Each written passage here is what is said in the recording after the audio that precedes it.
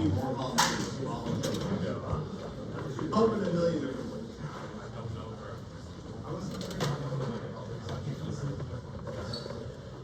Okay, just a few things. Again, I just want to remind you, the university is doing this student experience project. They want you to fill out these surveys 3 times a semester. This is the 2nd time. I'm going to email everybody with this. That's the only thing they tell me. I don't get anything else, but I don't make the questions or anything like that. But they're like, email these people, they haven't filled it out. So please do that. Let's go over the exam, and then we're going to talk about homework 4. And then we'll get back into the material that we've covered. Okay, so I posted the solutions. If you go to the Brightspace page, you can go down on content and you can view them down here. My apologies to the people in the class who bought a Course Hero account. Somebody told me they found my exam on Course Hero from 3 years ago and memorized it, and I didn't ask a single question from the exam. So, too bad. I hate Course Hero. We actually sued Course Hero at some point because they just steal stuff and put it on there. I hope everybody's running out and doing it. Oh, really?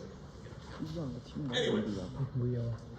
All right, let's look at this. So, understand question, versions 1 and 2, they have the same questions, they're just in different order. I'm just going to go over version 1.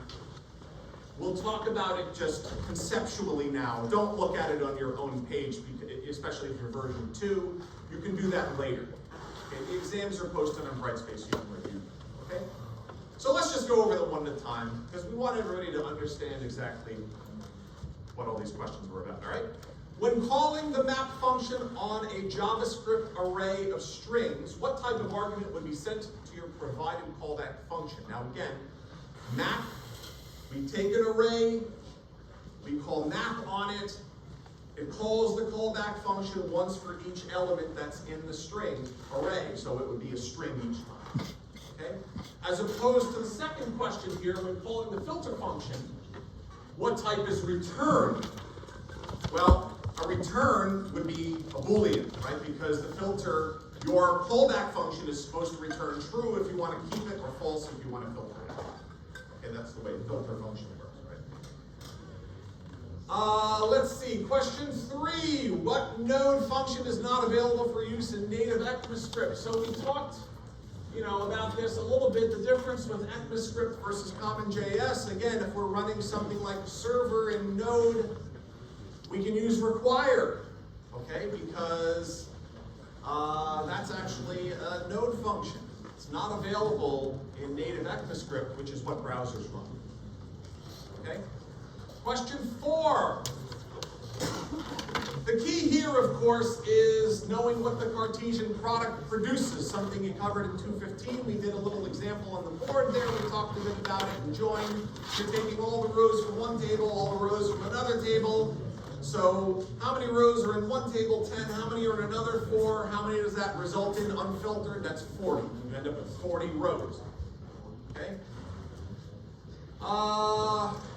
In lecture we said SQL falls into what language category? You might not remember declarative language, but you can certainly understand that none of the other ones are right anyway.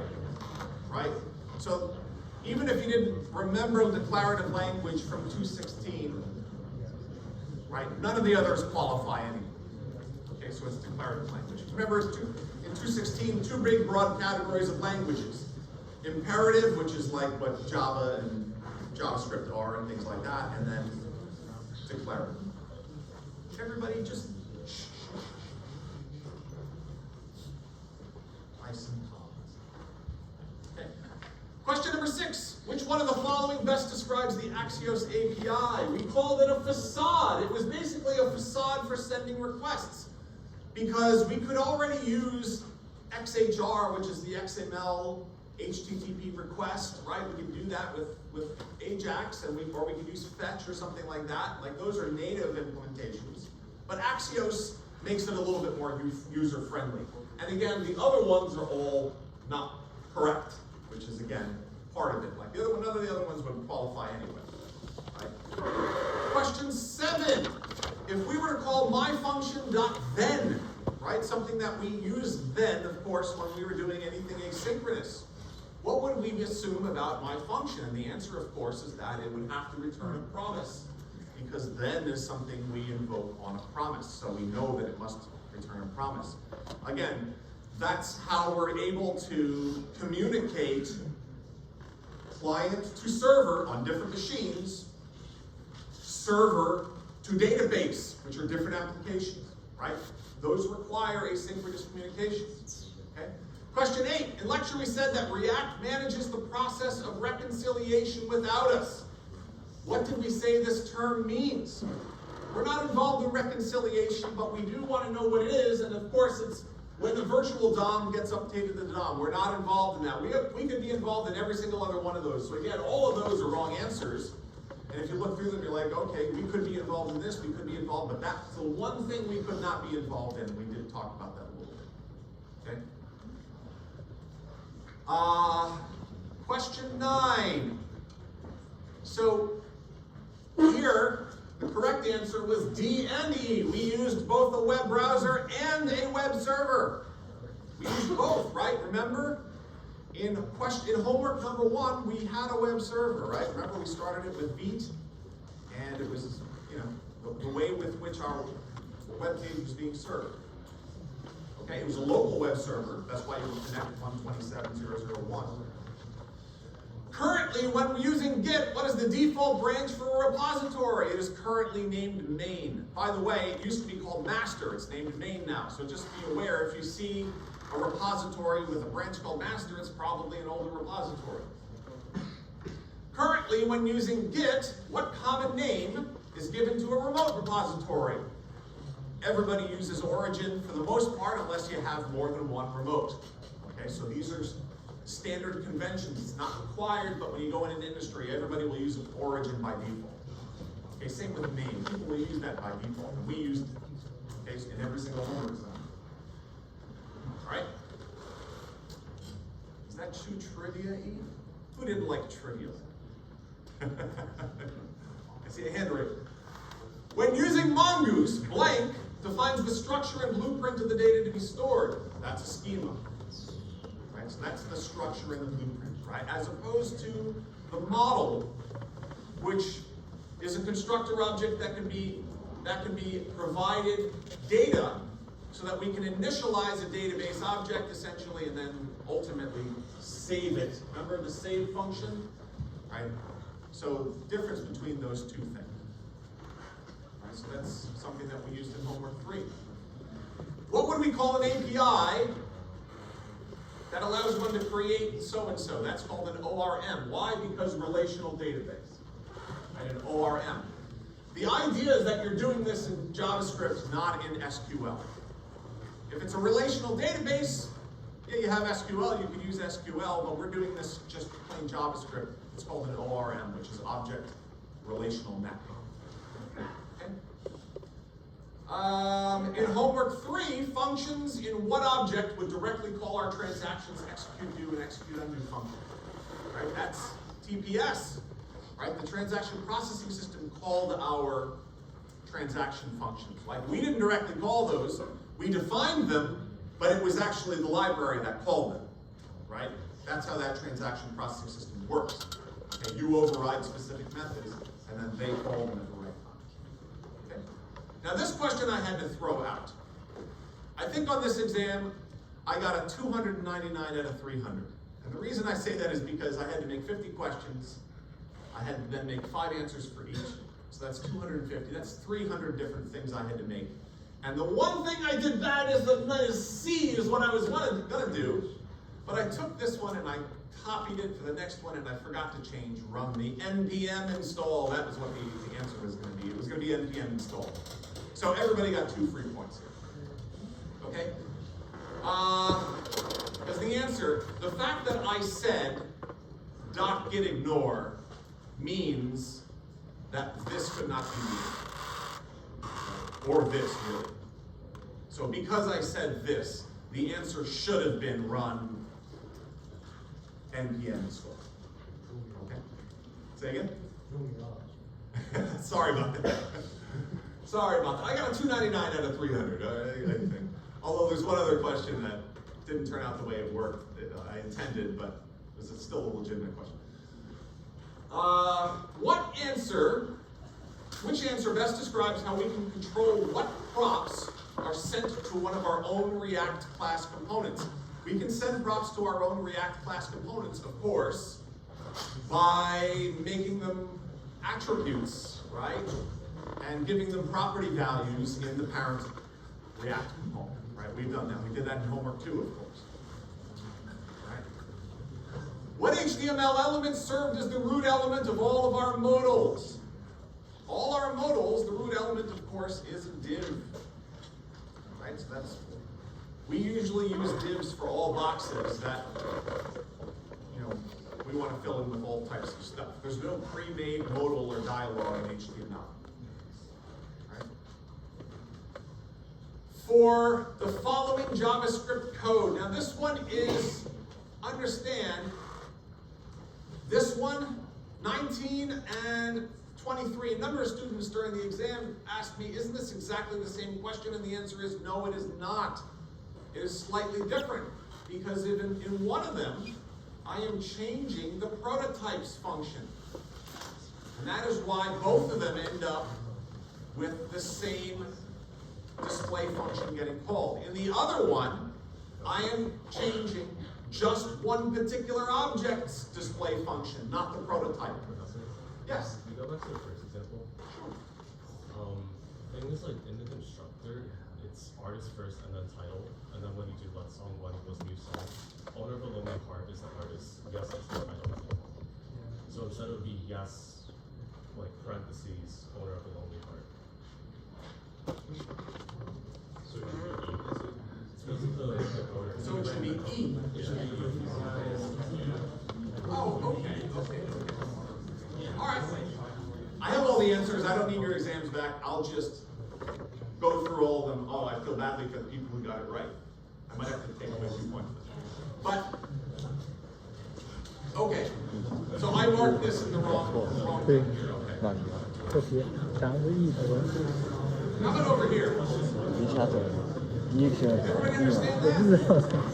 我不是这个版本的， Because I did yes. 他只是把顺序改了，好像。 I did artist. 我感觉题目都一样的。我只想跟他说别瞎搞，别把我原来好的东西给改了，我无法接受这样的。 I tricked myself, apparently. I didn't mean to. Wait, artist first, title second. So here I make the song, artist, oh, I put the title first. How about down here? I did the same thing down here. Oh, okay. I really did not do that on purpose, honestly. I did not do that on purpose. Okay. So I'll have to look at this one and fix that. Okay, next question. Which of the following is not a web standard? Oh, so I guess I got a 298.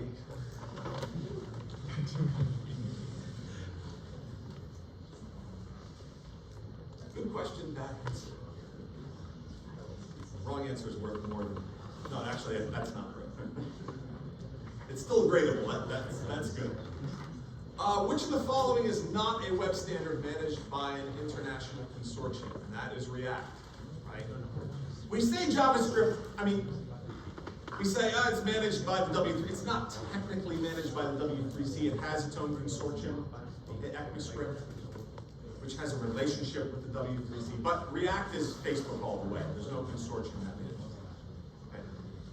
Okay. There might be someday, who knows? A lot of these things start off as owned by a company, and sooner or later, everybody uses it and then gets picked up by the community. Anyway, in homeworks 1 through 3, using what technology did we specify the modal animations, right? That let it swoop in and everything like that, all right? That was actually done in the CSS, right? So that didn't require any JavaScript per se. It just required the changing of CSS property would then cause that. Right. 22. Remember, inside JSX, if you want to use JavaScript, we use the curly braces. Right? That's the curly braces for JavaScript. You know that one? In JavaScript, we say that the array types slice and splice functions can be used to do the same thing, except the splice function is an in-place implementation and slice is not. What type does the slice function return? Because it's not in place, it returns the updated array. So instead of in place, changing that array, it doesn't change the array, it returns it.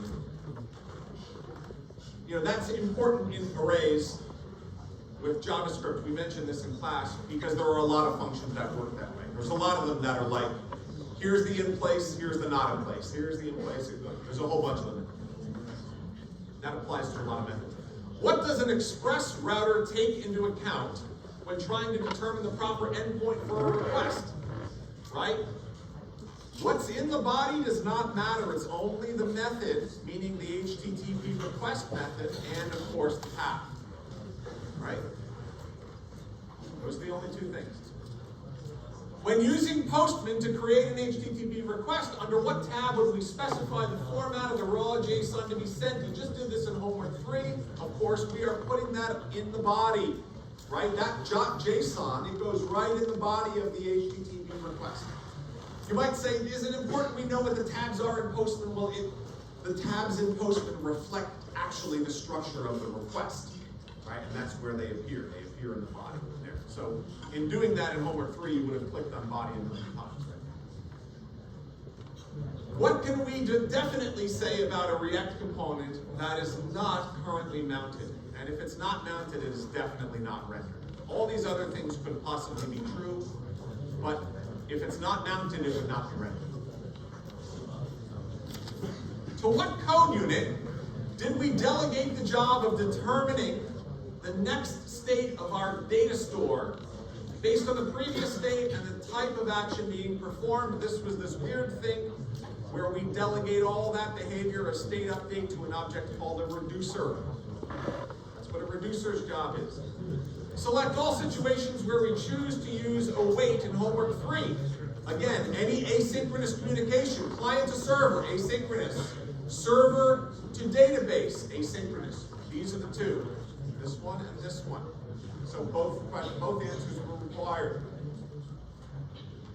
From the perspective of the web browser, what is the format of the data stored in local storage? That's just a hash map, right? Name value pairs, key value pairs. Okay? What does the P in NVM stand for? Package, of course, that should be easy. How did we create what we called our ephemeral state variables? Remember, ephemeral state variables, those were what we think of as temporary variables that would be used for the interactivity of a component, and we would always create those with just a use state function. Right? There are other types of variables that are ephemeral, that are not ephemeral. We might use state as well, but for those ephemeral, we would say this right here. Inside of a functional component, using use state, we would put those there. Okay. What did we send to our low-level components via React context in homework 3? Of course, we sent the store. That's what we sent. None of these other things would qualify. When implementing drag and drop in homeworks 2 and 3, which callback function would we provide that would have to specify which song is actually being dragged by setting the card ID in the event's data transfer object? We did something similar in homework 1 as well. And the answer is on drag start. Like, these are all the callbacks, right? Even if you didn't remember this, you could have worked it out. You could have said, like, where it is starting, you know, we need to know which one is actually being dragged in order for it to be visibly rendered by the system, right? So it would have to be fed in the very first moment that that's happening, and that's what's happening. So that when on drop happens, it knows, as if you put it in the data transfer object, and then that thing gets the data transfer object through the event, so then it knows which one actually was moved. Quiet, everybody, we're almost done. We're almost done. Aren't you so interested in answers to these questions that you don't want to talk over? Well, I guess me. Okay, employing grid layout. This down here, right? Remember that if we want something that is going to span, what did I say here? Put an element with an ID of so-and-so such that it could cover 2 columns. If it's going to cover 2 columns, 3 and 4, it doesn't include 5, right? It's up to but not including. And if it's going to 3 rows, 3, 4, 5, up to but not including 6. Right? That's how that works as far as layout is concerned. Right? What term do we use to describe what express.json returns?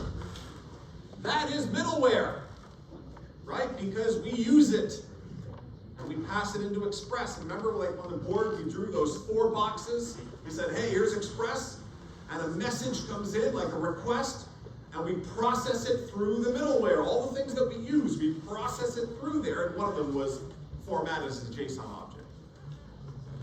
What term do we use to describe a number on which a server application can listen for requests, and so?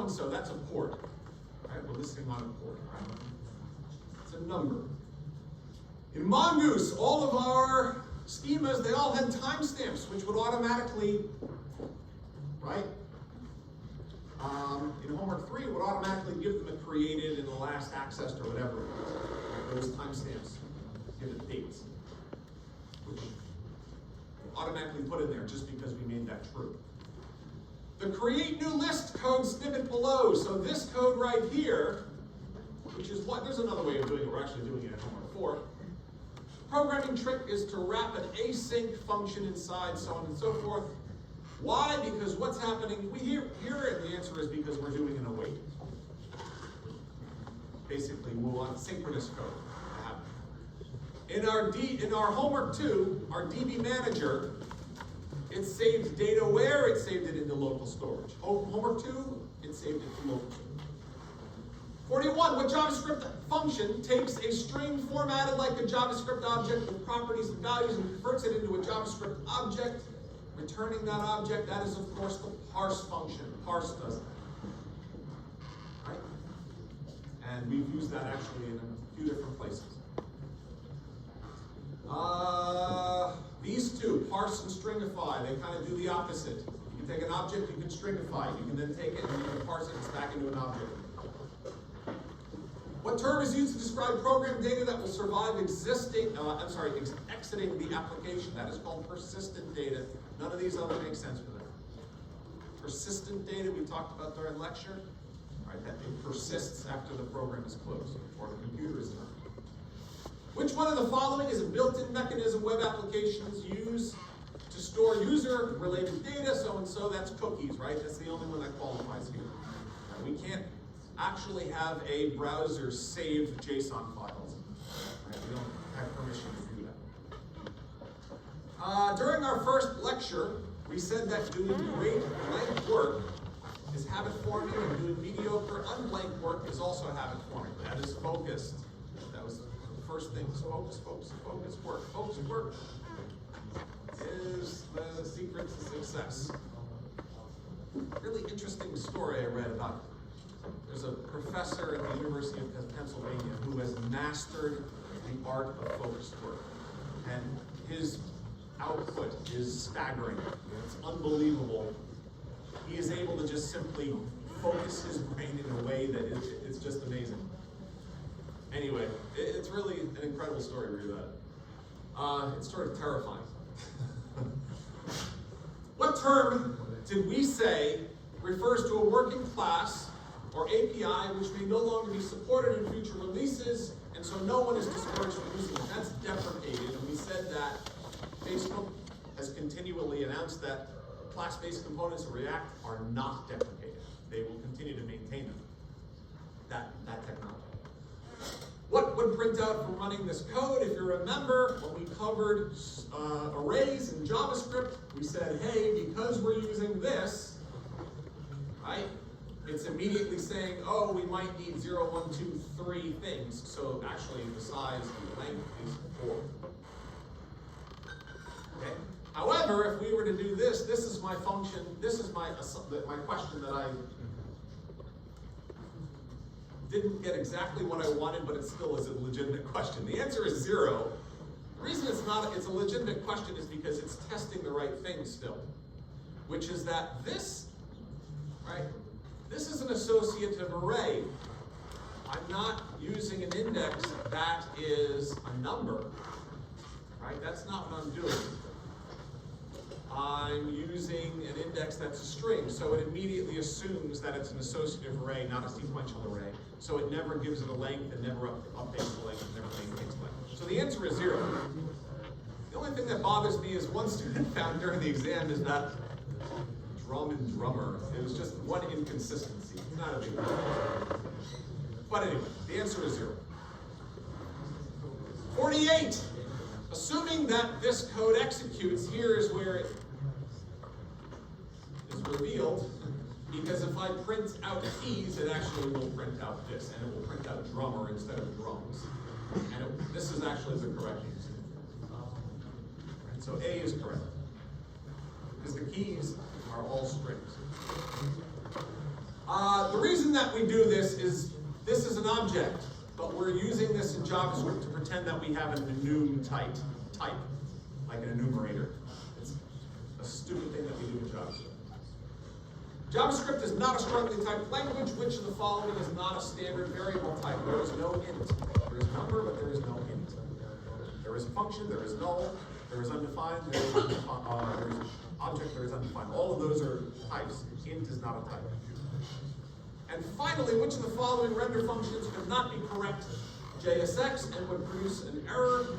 It is this one. Why? Because there is no root here. Your JSX is supposed to return one thing, which then can contain children. This has essentially 2 things. All right? Okay, yes? Could you go back to question 47? 47, sure. Right here? No, 48. 48, yeah. So, can you explain why it wouldn't be B? Why it wouldn't be B?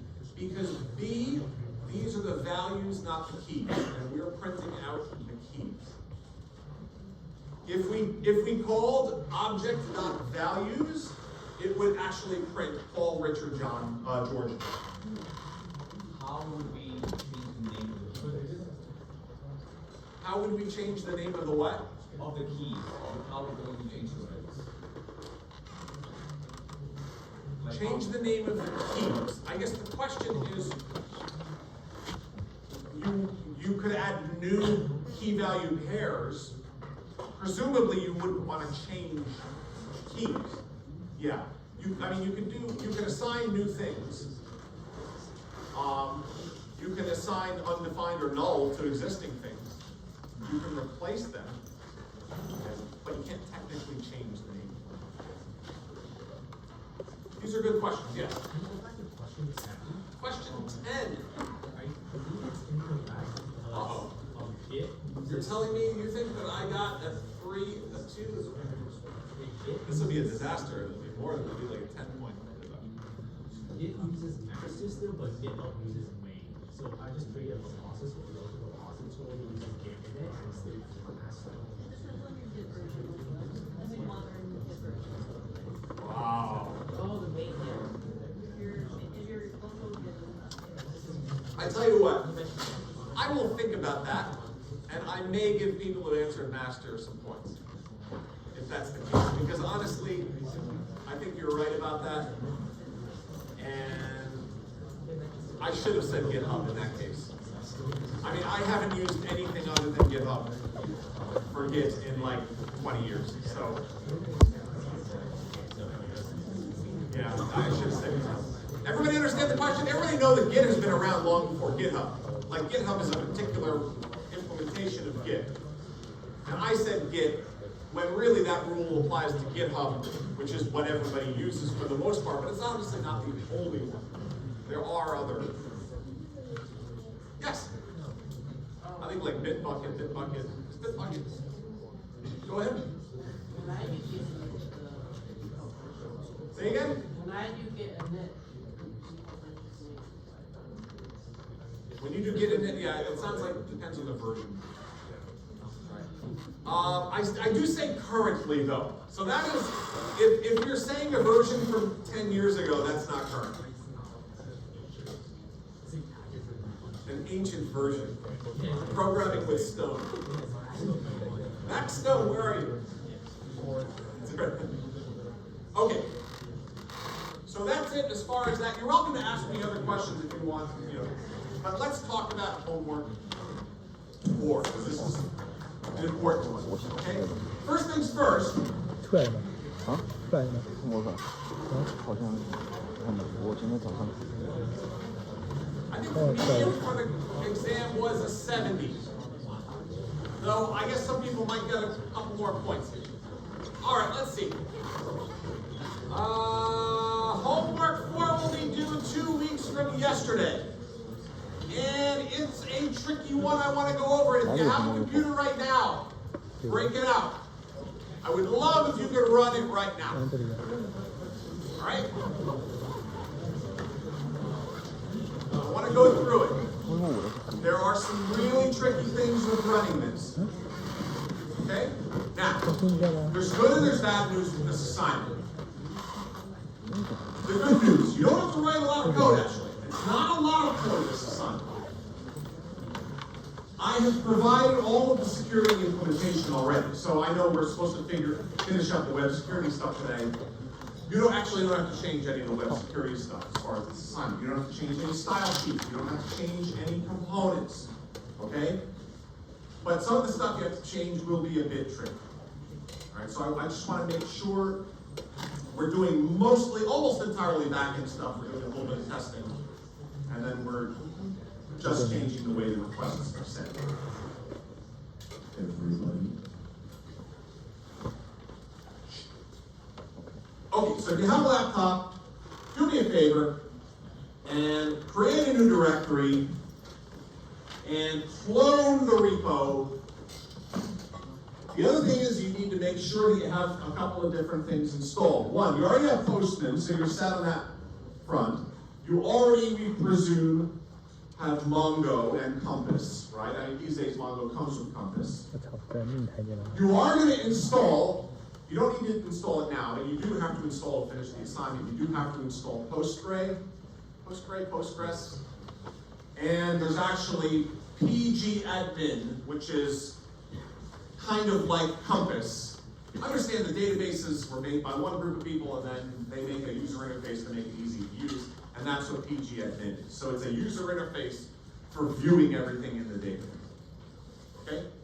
And we'll talk a little bit now about what the requirements are for the assignment. Okay? Note that I have stylized everything in the assignment using a CSS library, a CSS framework called Material UI. You do not have to change one single character of it. Nothing. Okay, we're not doing any user interface stuff here in this assignment, except for the purpose of testing. But you certainly are welcome to look through it and see how I did that. I mean, I'm using a template from Material UI for stuff like the login and the account creation page. So it looks pretty nice. Their template looks pretty nice, and I'm just making use of it there. Okay?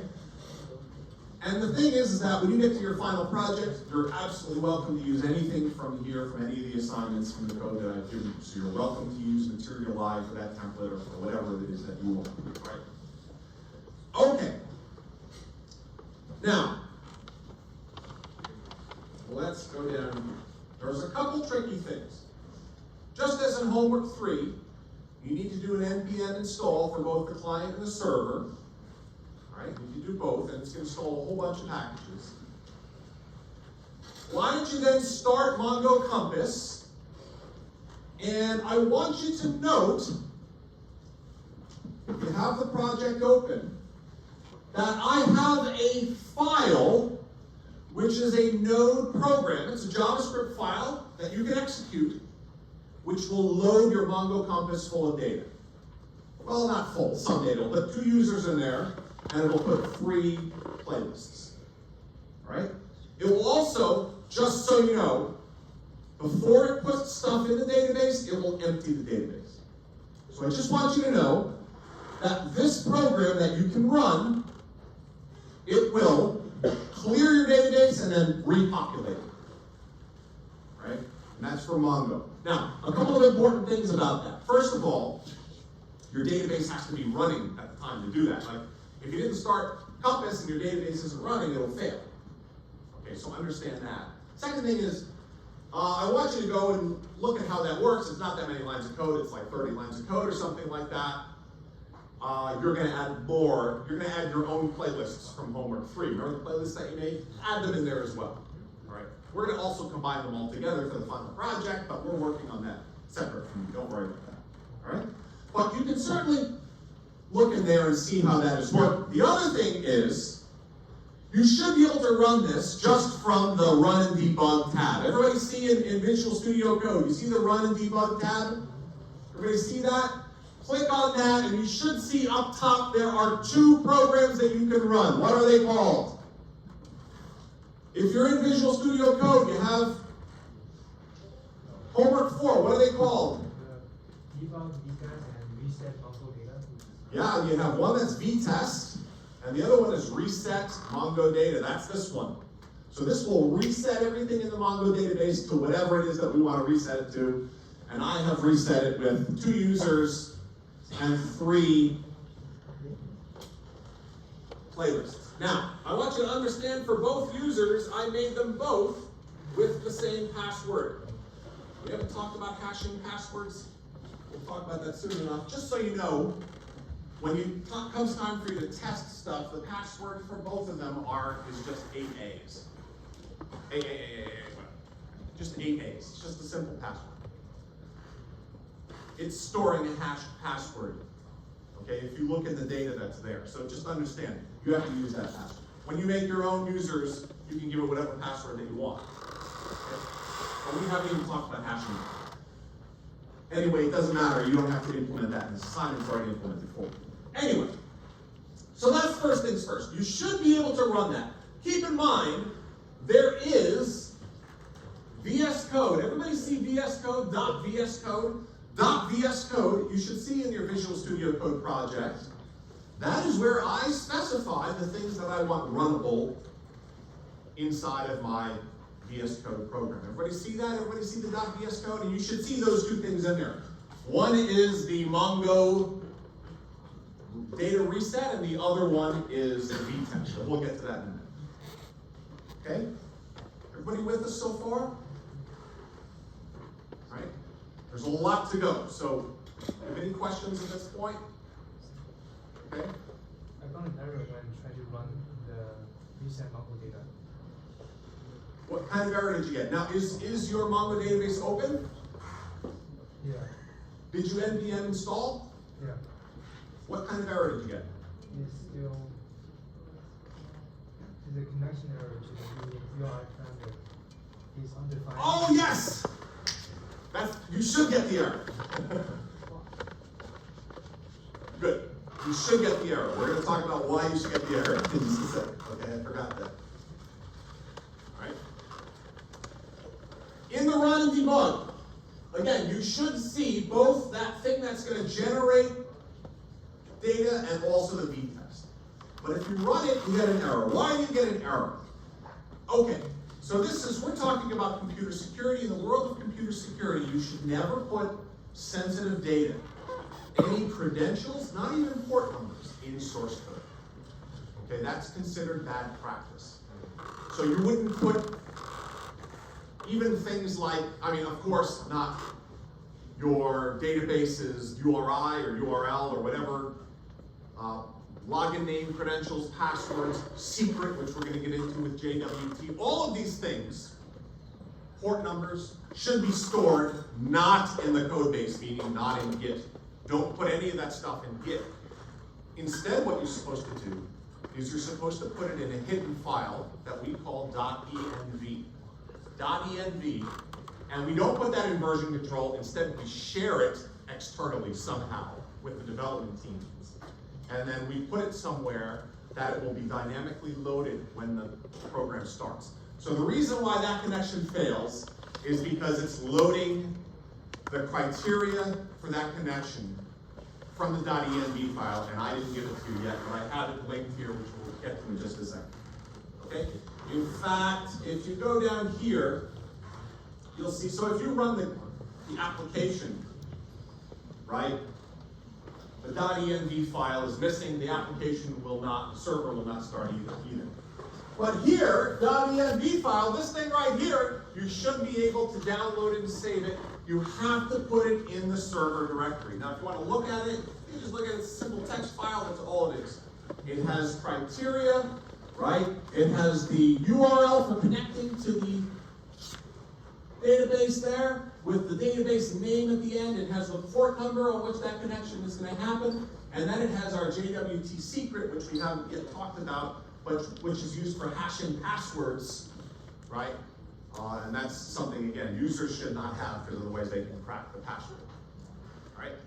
So we do not put this into the version control. So if you look on GitHub, you'll see the .env file is not there. So you have to get this from here, download it, save it, and put it in your server directory, right? And we presume this gets distributed by some other mechanism, right, other than version control, okay? All right. You're going to have to put lots of more stuff inside of the .env file, by the way, for this assignment. You're going to have to put other things as well. All right? We'll come back to the testing. I know that there's testing stuff up here. We'll talk about that. By the way, Mac people, I guess you have to install one additional thing. I'm not sure why, but it's a little bit of a tricky thing, but you do have to do that one thing. Somebody was informing me. I'm sorry, I don't have a Mac, so but Tia was telling me about it. Okay. Oh, here's the password, the AA. That's the password for essentially all of the users. So the two users that I created, they both have the same password. Okay, finally you're going to have to download Postgre and so on and so forth. Okay, now there's another section in here for that.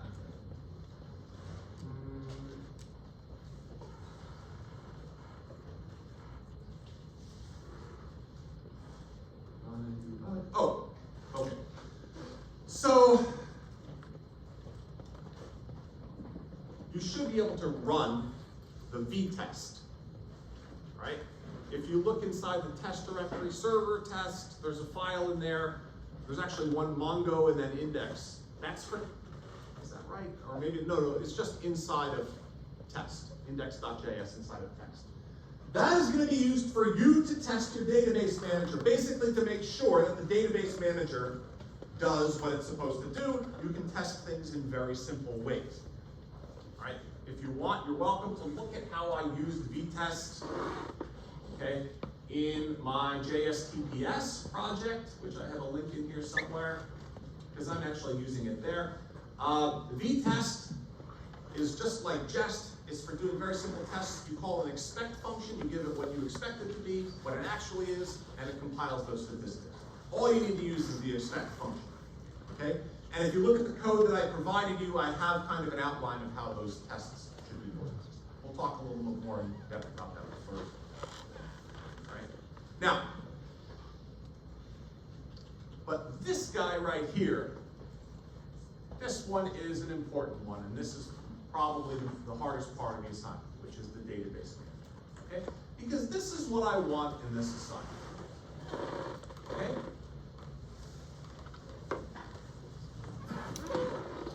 I have a project, and we have all of our data in the database, an online database, and that company now wants to charge us money.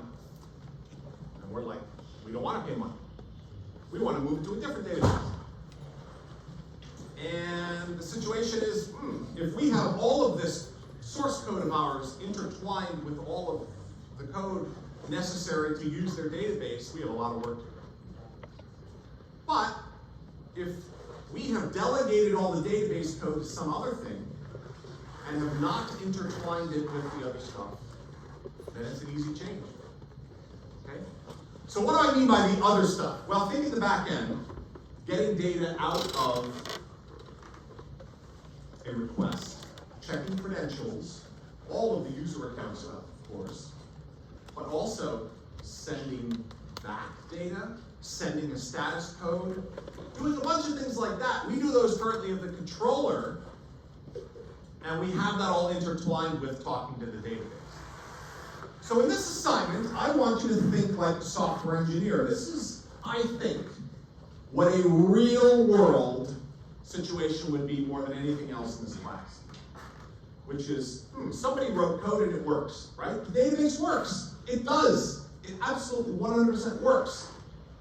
And your manager is like, you know what?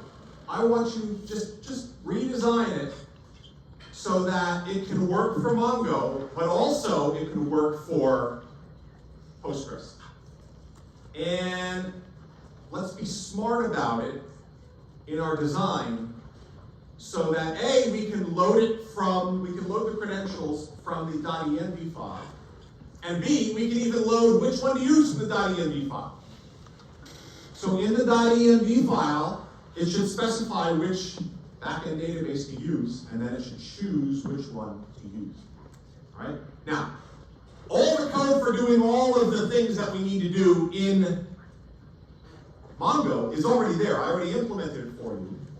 But you're going to have to figure out how to disentwine it from the rest of the controller code and put it into a separate thing. The criteria for grading is going to be this. You're going to have to end up with a directory, right? This is down here. A directory, server, DB, and in there, you're going to need two more directories, MongoDB and PostgreSQL, okay? We sound a little hot. How is it pronounced? Understand, the only place in your entire application that should have any Mongo code is that index.js file. The only place in your entire application that should have any Postgres code is that place right there. Additionally, those two places should not know anything about requests or status codes. They should not know or care anything about HTTP. They should not know or care about anything about requests, responses, anything like that. Okay, that's the criteria during grading. That's what the TAs are going to look for. We are delegating database management system specific things over there. So what should we be putting in here, and what is this other index file for? Well, we can think of this as it's going to provide the interface, which is like, hey, these are the functions that we should have, and then those are the actual custom implementations for those databases. This is what real software engineering is these days, right? Yeah. Just to be right, so we can't have any like requests or like connections to MongoDB in the PostgreSQL folder. In the PostgreSQL, you should only have, well, let's think in terms of what needs to be in both of them, okay? Because again, we want a common interface. Common interface, we don't have interfaces that construct in JavaScript. We have it in TypeScript, not in JavaScript. So instead, we're forced to use classes. So let's just say we want a parent class, because we can extend classes in JavaScript. We want a parent class, which is just going to list all the methods. What sorts of things do both of them have to do? They both have to connect. Right, so both of them need to be able to connect. So you should probably have, list as part of your interface without implementation, of course, a connect. And then you should have a connected Mongo and a connected PostgreSQL. That's Postgres.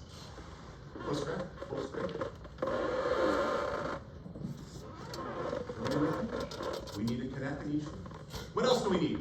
Well, if you look at the application, if you started it, we need to be able to create a user. We need to be able to create a playlist, update a playlist, delete a playlist, all of those different things. We need both of them, but implemented in different ways. Question?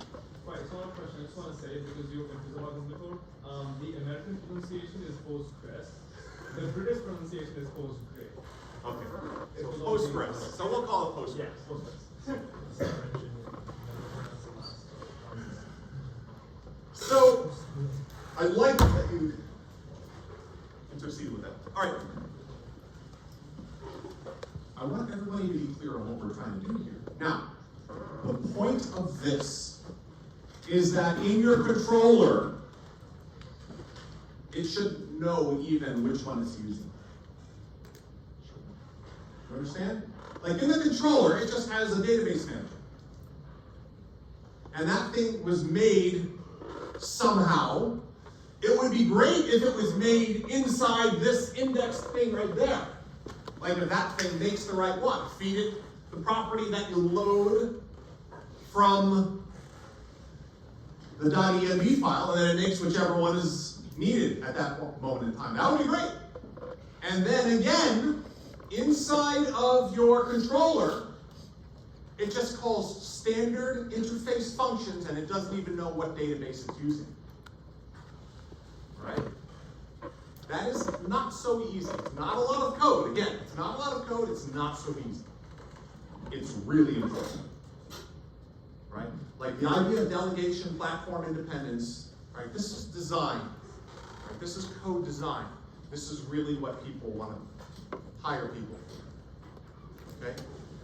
My son works on a team where they have somebody in the project, this is all like financial stuff, but somebody who's doing vibe coding, and they just like, they have to then correct all of the stuff and rearrange it, and they're like, don't do that anymore. Right? Reorganize it and everything. Because you want the code to be used for multiple purposes so that you don't have to go back and fix it. If it's inflexible, nobody understands how it works, things like that, right? That's less useful. And if you make something that's really well designed and then can be used for a million things, right? That's what we're trying to do here. Okay? Anybody have any questions before you go? Yes? I have a question about installing Postgres. Sure. So on the Windows installation website, it says that the installer will host the website on enterprise DB servers, but there's also an option to get the source binaries. So No, I didn't do any source binaries. I didn't post anything anywhere. I just did everything locally. So the installer will work. If you don't mind, come see me right after class, and maybe I'll compare what you did to what I did. Because I did on my machine, I can just run it locally, and pgadmin, it worked right away. And what version of Windows do you have? I just want to make sure that the hosting will be correct. Like I need it on local host, not enterprise DBs. Local host. I mean, I guess you could do enterprise if you want, but I don't want you to do anything you have to pay for. It says that's the default. Yeah, I am doing everything local host. Okay, so do everything local. Okay? All right, so you have to implement basically your own 2 database managers. You're going to have to organize the code in a different way. Figure out, what's the parent interface going to be, which really should be a class? What methods should it have? And then implement those things in Mongo, which is really just a matter of reorganizing what is already implementing and then implement it in Postgre. Right? Again, Postgre is similar to Mongo, but it's for a relational database. The syntax is not that different. The method names are not that different. Okay, but they're somewhat different. Right? And you need to implement both of them. With Postgre, again, what we're talking about is using SQLize, not SQL size. SQLize. There's an extra S in there. SQLize is an ORM usable with Postgre or with Postgres or with MySQL or something. Okay. Let's see. There's one other thing here, and again, the other part of it is that you have to load it from the .env file. Right? All those different settings. I mentioned the V-test stuff. I want you also to populate your Postgres database with data similar to how I did that with Mongo, right? Just how we did it in Mongo, like the code that I gave you. In fact, I think that's probably the first thing you should do because it will get you a little bit familiar with using Postgres in simple ways. Okay? Like, I would start right here. This task right here. All right? Create the same users, whatever. Finally, the last thing is I want you to another criteria in the homework assignment is no more Axios. Instead of Axios, we're going to use what we call raw fetch. So no third-party API. Axios, of course, wraps essentially XHR, and it also has some fetch in there. When I first started teaching this class, fetch didn't exist, but over the years, right, it's standard. Now, And actually it's perfectly fine.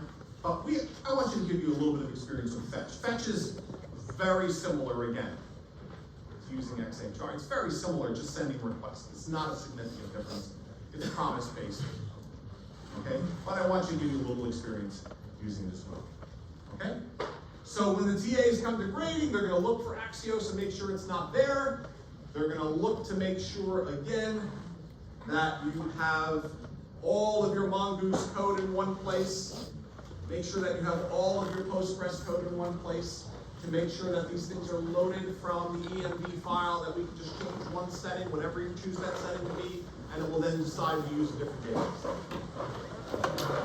All right, everybody, I'll see you on Thursday. We'll finish up the web security stuff. Again, you don't need that for this assignment, and then we'll start talking more about design.